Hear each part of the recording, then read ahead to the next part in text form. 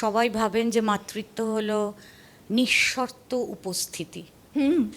কাজেই আমার মনে হয় অ্যাম্বিভ্যালেন্সটা তুই যদি একটু ডিকনস্ট্রাক্ট করিস। অ্যাম্বিভ্যালেন্সের একদম যদি মানে কি বলবো আক্ষরিক অনুবাদ করতে হয়, তাহলে যখন দুটো বিপরীত ধর্মী আবেগ, এক্ষেত্রে স্ট্রং অ্যাটাচমেন্ট এবং কখনো কখনো অ্যাভয়েডেন্স। সন্তানের ক্ষেত্রে মূলত যেটা হয়, আমি ভীষণ অ্যাটাচড, কিন্তু কখনো কখনো ওরে বাবা আবার ঘুম ভেঙে গেছে ওর, এই ফিলিং আসে। তো ও যতক্ষণ ঘুমিয়ে আছে ভালো, তার মানে আমার নিশ্চয়ই ওকে এখন খুব অ্যাক্টিভ স্টেটে দেখতে ইচ্ছে করছে না।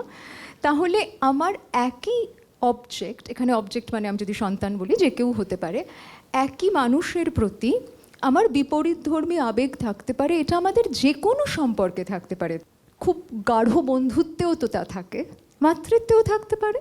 এবং সেখানে আমাদের বুঝতে হবে যে যাকে আমি খুব ভালোবাসি, যার কাছে আমি খুব পৌঁছতে চাইছি, অ্যাট আ টাইম ও তক্ষুনি তার ওপর আমার রাগ না হতে পারে, কিন্তু অন্য কোনো আচরণে তার ওপর আমার রাগ হতে পারে, তাকে নিয়ে আমার ক্লান্তি আসতে পারে।